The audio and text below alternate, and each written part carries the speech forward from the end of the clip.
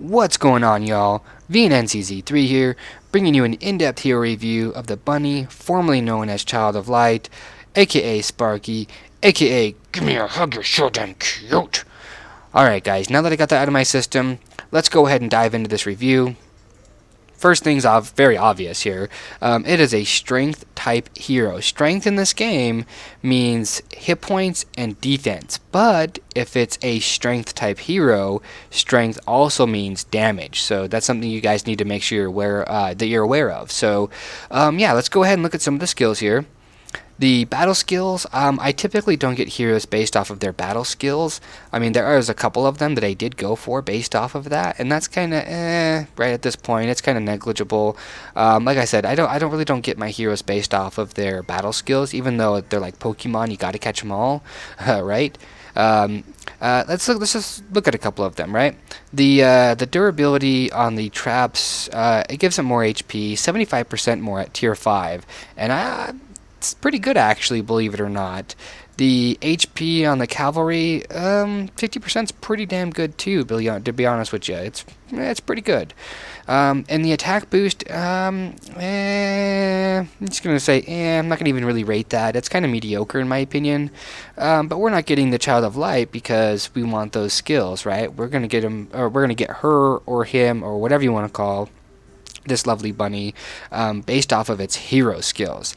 Like, first and foremost, the ultimate, Apollo's brand. It is a 5-second stun, guys, that you can place anywhere. It is it's a shorter range, but it's not exactly like right in front of Sparky. It's not right in front of the little bunny. You can place it kind of far away. I mean, not too terribly far away. The damage on it's very mediocre. It's very negligible, guys. 1600 damage at this level. It's not a ton of damage. It's really not. At 54, this is very subpar. Like, my Prima Donna hits just as hard. So you don't really use this ultimate for damage purposes. You use it to either save a hero or kill an enemy. Kind of like global cooldown, like in World of Warcraft, if you guys know what I'm talking about. To global somebody, you have to get all your crowd control out there, and then you go ahead and use your dudes to like burst somebody down, and then you move on. So that's kind of the strategy that I use in here.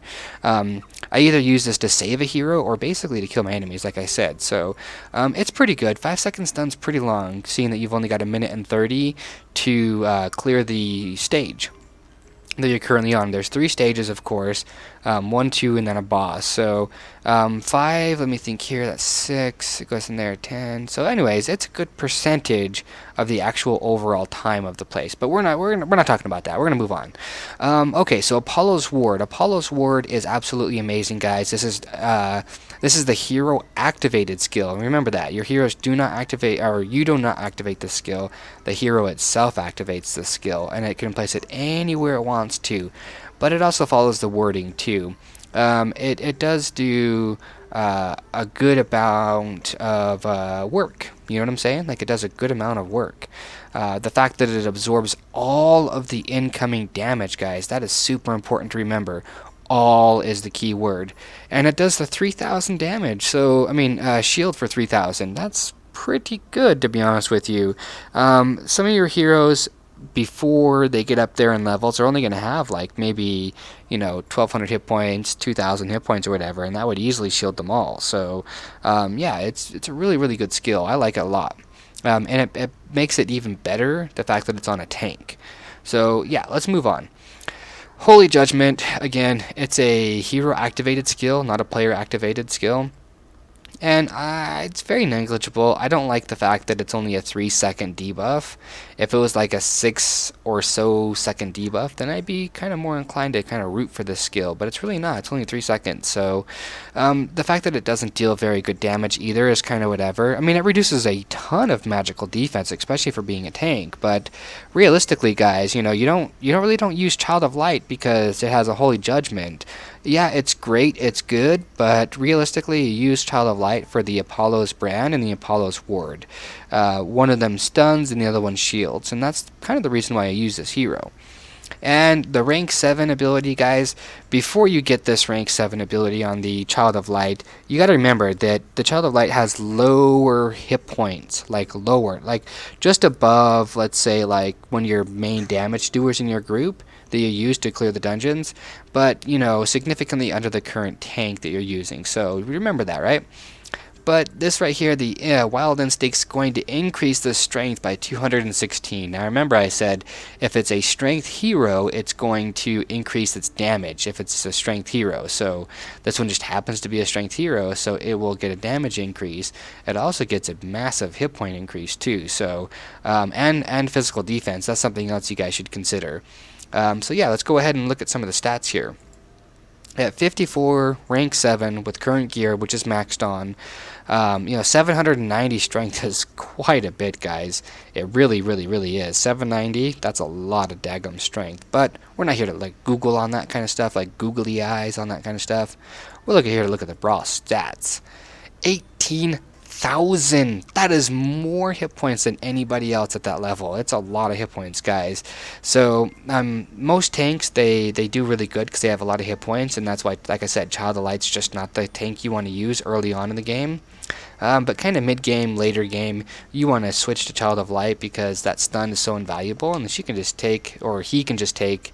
I don't want to be, sexist or whatever you want to call it here. All I'm going to say here is it allows them to take way more hits to the face once they hit rank 7. Okay, because that 200 and I think, what was it, 210? 216, my bad. The 216 strength really does give it a grip of hit points. When I ranked to 7, it gained like 3 or 4,000 hit points, so it's quite a bit. Yeah, the magic defense, by the way, this is a high-end magical defense tank. Like, that's kind of important because it seems like the later that you get into chapters, the more casters there are, and they will do a good amount of damage to your tank if you're not careful enough. The recharge per round, the recovery, at 4,000 is pretty damn sweet too. It recovers about a fifth of its health, a little bit more than a fifth, every time you clear a stage, which is pretty darn nice if you ask me. But yeah, the biggest reason why you want to get this hero is basically the stun, the tankiness of the hero. Like, there's just a lot of things going on for it. If they remove the ability to, like stun or whatever the case may be from this hero, which I don't think they're going to, then you may want to reconsider not getting this hero. I don't know if that makes any sense to you guys. It makes sense to me though. But yeah, let me think here. Am I really forgetting? I don't think I'm forgetting anything, guys. If you liked the review, feel free to go ahead and hit the like button, hit the subscribe button, tell a friend. Tomato. It doesn't really matter, I do this content because I love the communities. I want to improve the communities, and I really truly care about everybody who plays the game. So yeah, guys. On that note, I'm gonna end this review. Love, peace, and chicken grease. Stay safe, but above all, stay classy.